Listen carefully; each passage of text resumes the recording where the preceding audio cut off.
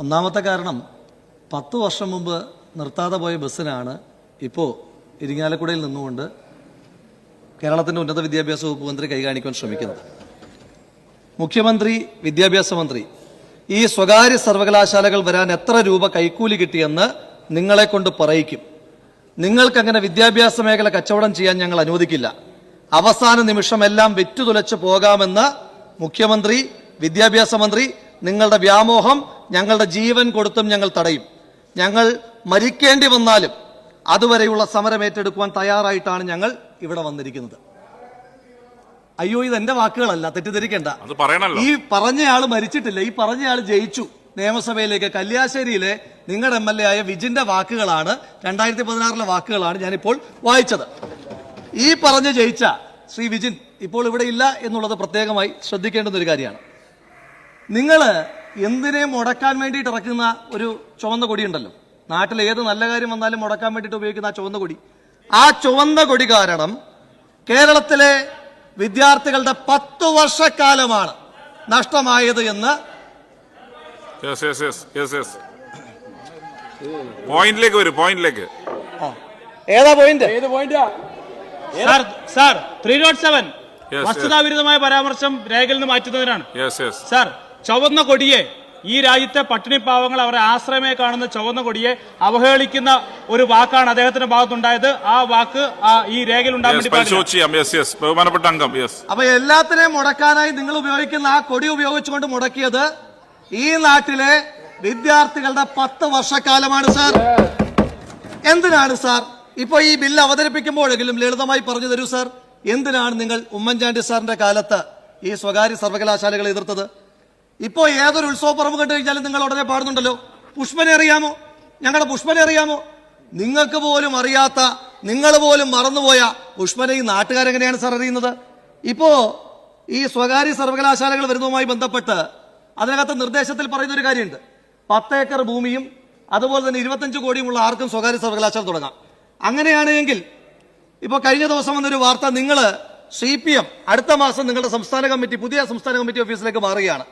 അങ്ങനെ വരുമ്പോ Shri AK Antony sir കേരളത്തിന്റെ മുഖ്യമന്ത്രി ആയിരിക്കുമ്പോ ഗവേഷണ കേന്ദ്രമാക്കുവാനായി നിങ്ങൾക്ക് തന്നിരിക്കുന്ന ആ ഭൂമി അടക്കം വെറുതെ ആവുകയാണ്. അവിടെ നിങ്ങൾക്ക് ഒരു സ്വകാര്യ സർവകലാശാല ആരംഭിക്കാം. വേണമെങ്കിൽ ആ സ്വകാര്യ സർവകലാശാലയ്ക്ക് സഖാവ് പുഷ്പനെ അറിയാമോ മെമ്മോറിയൽ സ്വകാര്യ സർവകലാശാല എന്ന പേരും കൊടുക്കാം. അവിടെ നിങ്ങൾക്ക് ഇഷ്ടമുള്ള കോഴ്സുകൾ പഠിപ്പിച്ചോ. ബോംബ് നിർമ്മാണം പഠിപ്പിക്കാം, ഡൈനാമൈറ്റിന്റെ ഉപയോഗത്തെ പറ്റി പഠിപ്പിക്കാം, പിച്ചാത്തി നിർമ്മാണത്തെ പറ്റി പഠിപ്പിക്കാം. നിങ്ങൾക്ക് കാഫിർ സ്ക്രീൻഷോട്ട് പോലെയുള്ള വ്യാജ സ്ക്രീൻഷോട്ടുകൾ ഉണ്ടാക്കുന്നതിനെ പറ്റി പഠിപ്പിക്കാം. അതുപോലെ തന്നെ മാഷാ അല്ലാഹ് സ്റ്റിക്കർ പോലെയുള്ള സ്റ്റിക്കറുകൾ ഉത്പാദിപ്പിക്കുന്നതിനെ പറ്റി പഠിപ്പിക്കാം. ഇതെല്ലാം പഠിപ്പിക്കാനായിട്ടുള്ള എനിക്ക് മനസ്സിലാകാത്തത്, നിങ്ങളിപ്പോ സ്വകാര്യ സർവകലാശാല തുടങ്ങാൻ പോവുകയാണല്ലോ. നേരത്തെ കേരളത്തിന്റെ ബഹുമാനിയായ ഉന്നത വിദ്യാഭ്യാസ വകുപ്പ് മന്ത്രി എഴുന്നേറ്റ് സംസാരിക്കുമ്പോൾ പറഞ്ഞു, ഈ ഇടയ്ക്ക് അമേരിക്കയിൽ നിന്ന് ആരോപിച്ച് 1-2 പുരസ്കാരങ്ങൾ നമ്മുടെ സർവകലാശാലകൾക്ക് തന്നെന്ന്. സാർ, എനിക്ക് ഇവർക്ക് ഈ അവാർഡുകൾ കൊടുക്കുന്ന ആ ആളുകളെ ഒന്ന് കണ്ടാൽ കൊള്ളാമെന്നൊരു ആഗ്രഹമുണ്ട്. അവരെ കാണുകയെന്ന് അവർക്ക് പിടിച്ചിട്ട് നമുക്കൊരു അവാർഡ് കൊടുക്കണം. കാരണം ഈ സർവകലാശാലകൾക്ക് അവാർഡ് കൊടുത്ത ആ സമിതി ഉണ്ടല്ലോ, അവർ മനസ്സിലാക്കേണ്ടത് കേരളത്തിലെ ആകെയുള്ള സർവകലാശാലകളിൽ ഒറ്റയൊരിടത്താണ് VC ഉള്ളത്. കേരളത്തിലെ ആകെയുള്ള സർക്കാർ കോളേജുകളിൽ 90% ഇനി പ്രിൻസിപ്പൽ ഉള്ള, വൈസ് ചാൻസലർ ഉള്ള കോളേജുകളുടെ അവസ്ഥ എന്താ? സിലബസ് തയ്യാറാക്കിയിട്ടുണ്ടോ? ഇല്ല. ക്വസ്റ്റ്യൻ ബാങ്ക് തയ്യാറാക്കിയിട്ടുണ്ടോ? ഇല്ല. ക്വസ്റ്റ്യൻ പേപ്പർ സമയത്ത് കൊടുക്കുവോ? ഇല്ല. പരീക്ഷ നിങ്ങൾ സമയത്ത് നടത്തുവോ? ഇല്ല. ഇനി പരീക്ഷ സമയത്ത് നടത്താത്തോണ്ട് കൃത്യമായി മൂല്യനിർണ്ണയം നടത്താൻ പറ്റുന്നുണ്ടോ? ഇല്ല. അത് കാരണം കുട്ടികളുടെ വർഷം നഷ്ടമാകുന്നുണ്ടോ? ഉണ്ട്. അങ്ങനെയൊക്കെയുള്ള കേരളത്തിന്റെ ഉന്നത വിദ്യാഭ്യാസ മേഖലയിൽ ഇപ്പോൾ ഉള്ള സർവകലാശാലകളെല്ലാം തകർത്തൊരു പരുവാക്കിയിട്ട് ഇപ്പൊ സ്വകാര്യ സർവകലാശാലയിലേക്ക് പോവാണ്. സന്തോഷം, നല്ല കാര്യം. 10 കൊല്ലം മുമ്പ് ഞങ്ങൾ തീരുമാനിച്ച കാര്യമാണ്. പക്ഷേ കേരളത്തിലെ ഇടതുപക്ഷം മറുപടി പറയണം. കഴിഞ്ഞ 10 വർഷക്കാലമായി ഈ നാട്ടിൽ നിന്ന്, ഇവിടെ നിങ്ങൾ മുടക്കിയ വിദ്യാഭ്യാസം പഠിക്കുവാനായി വിദേശത്തേക്ക് പോകേണ്ടി വന്ന കുട്ടികളോട് നിങ്ങൾ മറുപടി പറയണം. ഇവിടുത്തെ കുട്ടികൾ UK-ലേക്ക്, കാനഡയിലേക്ക്, ഓസ്ട്രേലിയയിലേക്ക്, ജർമ്മനിയിലേക്ക് പഠിക്കാൻ പോകുമ്പോൾ അവർ പഠിക്കാൻ മാത്രമല്ല സാർ പോകുന്നത്, അവരുടെ ഓരോരുത്തരുടെയും ചുമലിൽ 40-50 ലക്ഷം രൂപയുടെ ബാധ്യത കൂടി ഉണ്ടാവുകയാണ്. ആ ബാധ്യതയുടെ ഉത്തരവാദികൾ നിങ്ങൾ ഓരോരുത്തരുമാണ്. നിങ്ങൾ മുടക്കിയ വിദ്യാഭ്യാസ ക്രമം കാരണമാണ് അവർക്ക് അവിടെ പോകേണ്ടി വന്നത്. അങ്ങ് സംസാരിച്ചോ? അങ്ങ് സംസാരിച്ചോ? അവിടെ ബഹളമൊന്നും ആരും കേൾക്കുന്നില്ല. അങ്ങ് പറഞ്ഞോ. ഈ ശാന്തകുമാരി ചേച്ചി ആ പേരിനോട് നീതി പുലർത്തണം. ഒന്ന് ശാന്തമായിട്ടിരിക്കൂ പ്ലീസ്. ഒന്ന് ശാന്തമായിരിക്കൂ. അപ്പോ ഞാൻ പറഞ്ഞു വന്നത്, കേരളത്തിൽ നിന്ന് പഠിക്കാനായി പുറത്തേക്ക് പോയ കുട്ടികൾ, ആ കുട്ടികളുടെ കുടുംബത്തിനുണ്ടാകുന്ന സാമ്പത്തിക ബാധ്യത, ആ സാമ്പത്തിക ബാധ്യതയുടെ ഉത്തരവാദികൾ ഇവരാണ്. മാത്രമല്ല സാർ, മൈഗ്രേഷൻ ലെവൽ വളരെ വലിയ രീതിയിൽ ഏതാണ്ട് 350% സ്റ്റുഡന്റ് മൈഗ്രേഷൻ ലെവൽ കേരളത്തിൽ വർദ്ധിച്ചിട്ടുള്ളത്. ഇതിന്റെ യഥാർത്ഥ പ്രശ്നം എന്താണ് സാർ? മുൻപ് നമ്മുടെയൊക്കെ വിദേശ സങ്കല്പം എന്ന് പറയുന്നത് ഗൾഫ് രാജ്യങ്ങളായിരുന്നു. ഗൾഫിൽ പോകുന്ന ആളുകൾ അവർ അവിടെ പോയി ഒരു നിലയിലായി കഴിഞ്ഞാൽ ആദ്യം ചെയ്യുന്നത് ഒരു ലോൺ എടുത്ത് നാട്ടിലൊരു വീട് വയ്ക്കും, ഒരു കാറ് വാങ്ങും. ആ പണം വീണ്ടും കേരളത്തിലേക്ക് ക്രയവിക്രയം നടക്കും, കേരളത്തിലേക്ക് NRI റിട്ടേൺ ഉണ്ടാകും. പക്ഷേ ഇവർ കാരണം UK-യിലേക്ക്, ഇവർ കാരണം കാനഡയിലേക്ക്, ഇവർ കാരണം ഓസ്ട്രേലിയയിലേക്ക് പോയ ആളുകളുടെ പ്രത്യേകത എന്താ? അവർ മടങ്ങി വരുന്നില്ല സാർ. അവർ മടങ്ങി വരുന്നില്ല. അവർ അവിടെ തന്നെ താമസിക്കുകയാണ്. ഇവിടെയുള്ള വസ്തു കൂടി വിറ്റ്, ഇവിടെയുള്ള വീട് കൂടി വിറ്റ് അവർ തിരിച്ച് അവിടേക്ക് പോവുകയാണ്. അപ്പോൾ ഒരു കൾച്ചറൽ മൈഗ്രേഷൻ. നേരത്തെ ഉണ്ടായിരുന്നത് പ്രൊഫഷണൽ മൈഗ്രേഷൻ ആയിരുന്നുവെങ്കിൽ ഇവർ കാരണം ഇപ്പോൾ ഒരു കൾച്ചറൽ മൈഗ്രേഷൻ കൂടി കേരളത്തിലുണ്ടായിരിക്കുകയാണ്. അതുപോലെ തന്നെ NRI റിട്ടേണുകൾ നിലയ്ക്കുവാൻ പോവുകയാണ്. ഗൾഫ് ട്രാൻസാക്ഷൻ പൂർണ്ണമായി ഇല്ലാതാവുകയാണ്. ഇതെല്ലാം ഉത്തരവാദികൾ നിങ്ങൾ ഓരോരുത്തരുമാണ്. ഈ കേരളത്തെ ഒരു ഓൾഡ് ഏജ് ഹോം ആക്കി മാറ്റിയതിന്റെ ഒന്നാം പ്രതി നിങ്ങൾ ഓരോരുത്തരുമാണ്. അതിന്റെ ക്രെഡിറ്റ് കൂടി നിങ്ങൾ പങ്കിട്ടെടുക്കേണ്ടതായിട്ടുണ്ട്. ഈ സ്വകാര്യ സർവകലാശാലകളിൽ 10 ഏക്കറും 25 കോടിയുമുള്ള ആർക്കും സ്വകാര്യ സർവകലാശാല തുടങ്ങാമെന്നാണ് ചട്ടം. അങ്ങനെയാണെങ്കിൽ സാർ, ഈ 25 കോടി മുടക്കുന്ന ആളുകൾ അവർക്ക് തിരിച്ചു കിട്ടണ്ടേ? അത് തിരിച്ചു കിട്ടാൻ വേണ്ടി അവർക്ക് എണ്ണ കച്ചവടത്തിന് പോകാൻ പറ്റില്ലല്ലോ.